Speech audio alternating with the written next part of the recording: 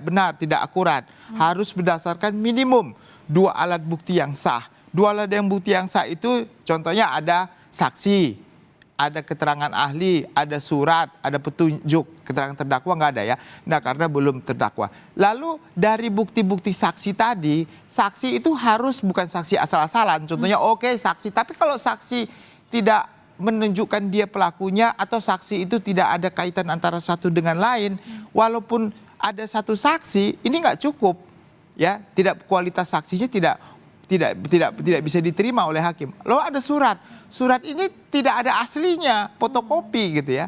Berarti tidak bisa dijadikan sebagai alat bukti, sebagai bukti surat. Berarti kurang cukup 2 alat bukti. Nah, kalau kurang cukup 2 alat bukti, hakim pra peradilan tunggal ini biasanya menyatakan tidak cukup alat bukti untuk menetapkan seseorang sebagai tersangka, sehingga penetapan tersangkanya dinyatakan batal demi hukum. Dengan demikian artinya apa? Artinya dia harus dibebaskan dan direhabilitasi. Nanti di suatu ketika contohnya ternyata ada lagi alat bukti yang cukup, nanti bisa lagi ditetapkan jadi tersangka lagi begitu. Jadi bukan berarti setelah dia nanti dinyatakan penetapan tersangkanya tidak sah, nggak bisa lagi ditetapkan tersangka. Bukan begitu, bisa. Asalkan berikutnya lagi nanti dengan sprindik baru ditetapkan tersangka dengan bukti tambahan atau bukti baru lagi bisa. Jadi bukan akhir dari suatu penetapan tersangka, bukan. Bisa berulang-ulang begitu Mbak Asri. Jadi walaupun nanti sudah ditetapkan tersangka, ditolak lagi, bisa lagi. Ada kejadian seperti itu, beberapa kasus berulang-ulang diajukan pra peradilan tetapi ditetapkan lagi tersangka. Sepanjang bisa memang dibuktikan 2 alat bukti yang cukup tadi begitu Mbak Asri. Artinya memang ini kembali lagi ke scientific evidence begitu yang menjadi kunci untuk kemudian bisa, apakah ini harus pertimbangan hakim begitu untuk kemudian mengabulkan ataupun juga tidak mengabulkan permohonan gugatan dari Peggy Setiawan. Lalu katakanlah sidang pra peradilan ini sudah berlangsung. Ya. Lalu dampaknya ini seperti apa? Khususnya untuk para terpidana mungkin yang berkaitan dengan kasus ini yang sudah menjalani vonis? Iya. Saya kira mereka bisa melakukan PK ya, peninjauan kembali. Walaupun apakah saya nggak tahu persis apakah sudah mengajukan, kemarin katanya ada sebagian mengajukan gerasi. Tapi kalau gerasi kan mereka ngakui perbuatannya, nggak bisa lagi kan begitu ya. Tapi kalau mereka merasa terintimidasi atau diintimidasi untuk mengaku pada saat mereka melakukan tindak pidana, saya harus dibuktikan juga apa benar nggak mereka diintimidasi atau terintimidasi waktu mereka. Kalau benar ya tentu itu menjadi alasan PK sebagai novum ya, sebagai novum untuk membalikkan keadaan. Tapi kalau terkait dengan Peggy Setiawan ini tentu dia berbeda ya dengan yang 8 tadi gitu. Dia ini yang tadinya DPO 3 orang, tapi 2 dianggap tidak perlu dicari lagi. Ini juga pertanyaan besar, kenapa dari 3 orang yang DPO cuma 1 yang 2 malah nggak di apa-apain gitu, dianggap sudah nggak tidak ada kan agak lucu juga. Nah, jadi inilah nanti dalam konteks putusan ini sebenarnya ada pengaruh tapi tidak begitu besar terhadap 8 seperti ini. Kalau yang ini jelas-jelas ingin membuktikan bahwa DPO yang dulu itu ini orangnya begitu, ingin berkatakan, tapi sangat hati-hati, jangan sampai Polri, sebenarnya begini ya, ini kita bicara tentang hari ini kan 1 Juli ini hari Bayangkara begitu ya, Polri, ini sedang diuji ini Polri. Sebenarnya Polri ini harus memiliki SDM yang cukup dalam scientific investigation, ya, crime investigation. Dia harus dididik benar-benar, karena jangan memandang korban ini dari level, mohon maaf ya, dari level bawah, sehingga gampang lah nanti gini-gini kita gini. Jangan begitu. Semua tindak pidana apapun yang terkait dengan tindak pidana pembunuhan atau penganiayaan, itu nggak bisa lagi kita bicara tentang kamu ngaku, kalau nggak ngaku saya strum. Nah, nggak bisa lagi begitu. Kita semua sudah sadar terhadap hukum. Harus profesional begitu ya. Jadi dari awal sudah harus scientific crime investigation harus diterapkan. Makanya perlu fasilitas ya dan SDM yang cukup bagi Bayangkara kita ini untuk bisa membuktikan pelaku yang benar-benar sebagai pelaku dari teknologi yang ada. Kita harus memanfaatkan teknologi. Negara-negara lain, Singapura, Malaysia, semua mereka sudah melakukan itu. Jangan sampai kita menghukum orang yang tidak bersalah. itu resikonya ya besar sekali gitu lah. Jadi jangan sampai kita dengan teknologi yang kita miliki, kemungkinan salah itu kecil. Karena teknologi ya, kemungkinan. Jadi dengan Hari Bayangkara ini sebenarnya ini sebagai suatu koreksi lah ya bagi Kepolisian Republik Indonesia untuk memperlengkapi diri baik secara fasilitas dan SDM.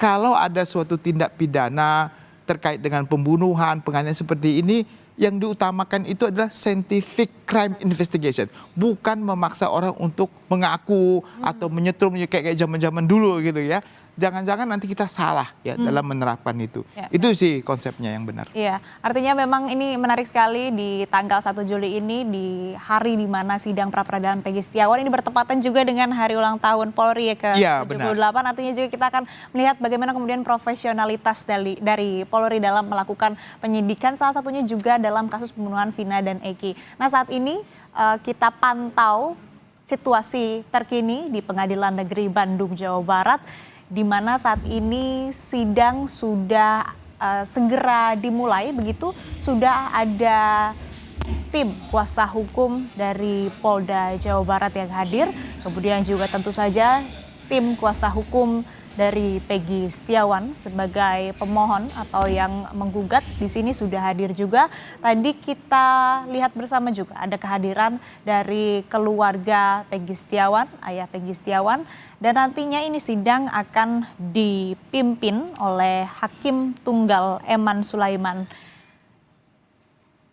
Beberapa saat lagi saudara, sidang pra-peradilan Peggy Setiawan terkait statusnya sebagai tersangka ini akan segera dimulai. Kita lanjut kembali, Prof, tadi bahas soal profesionalitas dari Polri. Artinya kan kalau sudah seperti ini, sudah ada kemudian keraguan-keraguan, tidak hanya keraguan tapi disertai juga bukti-bukti begitu yang diklaim oleh kuasa hukum Peggy Setiawan sebagai tersangka dalam kasus pembunuhan Vina dan Eki.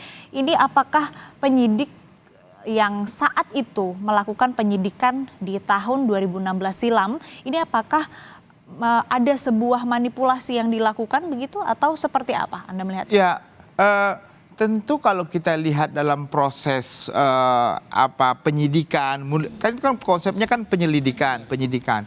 Beberapa informasi kemarin kan menyatakan mereka menduga ini cuma kecelakaan lalu lintas begitu kan, sehingga menurut mereka ini hanya boleh diselidiki dengan lantas gitu. Tapi ternyata ternyata di kemudian hari ini bukan kecelakaan lalu lintas, tapi ini ternyata ada unsur pembunuhan, ya, ada unsur pengeroyokan yang dilakukan bersama-sama. Nah, lantas baru dilakukan investigasi yang benar-benar terkait dengan pembunuhan itu sendiri. Jadi apapun itu menurut saya, dugaan itu apa laka lantas, itu pun crime investigation-nya juga harus jalan. Justru ya laka lantas itu crime investigation-nya harus jalan. Supaya apa? Karena yang paling penting dalam crime investigation yang pernah saya pelajari, korbannya itu harus diidentifikasi sejak awal.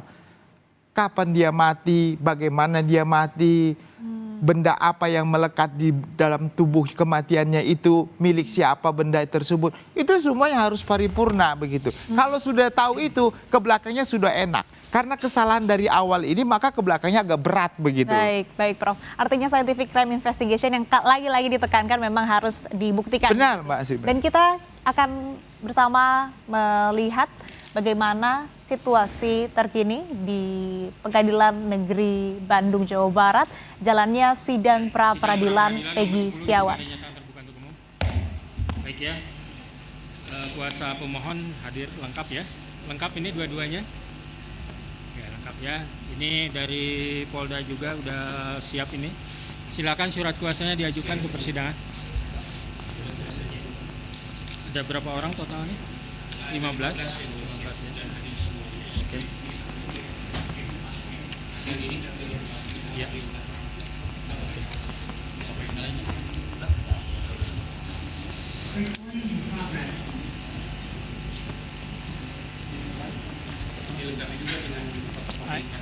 ID-nya ya. 1, 2, 15 orang.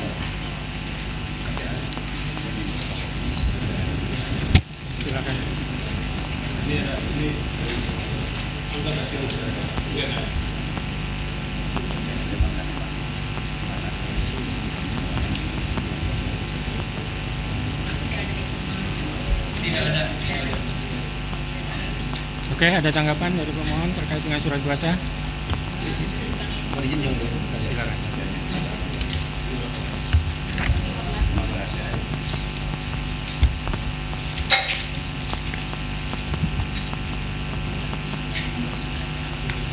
Recording in progress.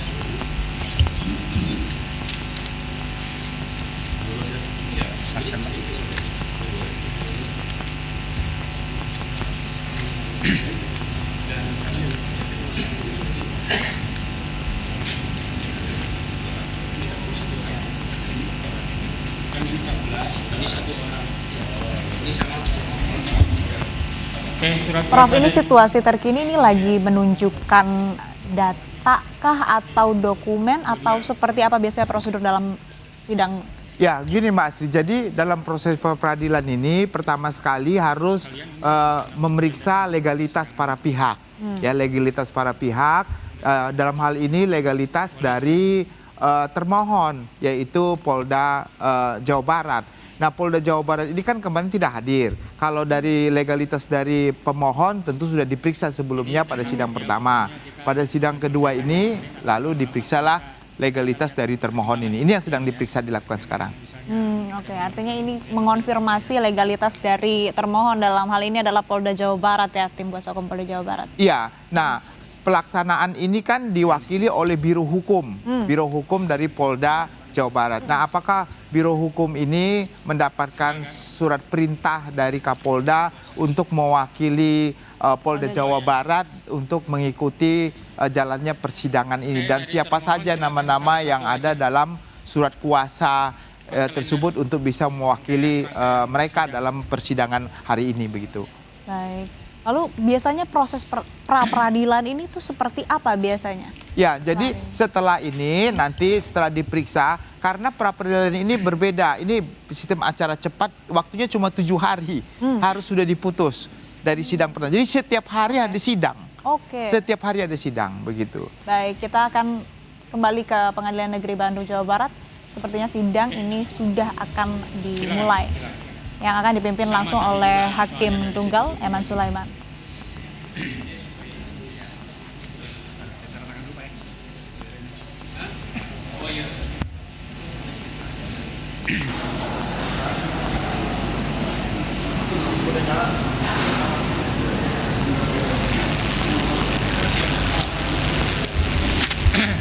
Baik ya, sekarang udah lengkap semuanya, baik dari pemohon maupun termohon. Kita langsung kepada pembacaan permohonan pra-peradilan. Silakan kepada pemohon untuk membacakannya. Mohon izin majelis, mohon izin yang mulia, Ya. bahwa kami membacakan ini. Sebentar ya, mohon pengunjung sidang untuk tenang biar kita bisa menyimak dengan jelas ya apa yang disampaikan oleh pemohon. Silakan. Mohon izin kami membacakan permohonan kami ini secara bergantian, yang mulia. Ya, silakan. Terima kasih. Mulia.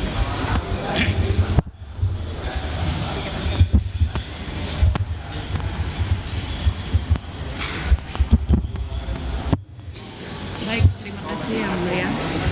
Dalam kesempatan ini, izinkan kami tim pengacara Peggy Setiawan untuk membacakan permohonan pra-peradilan ini secara lengkap agar dapat diketahui oleh kita semua maupun publik, baik yang ada di dalam gedung peradilan ini atau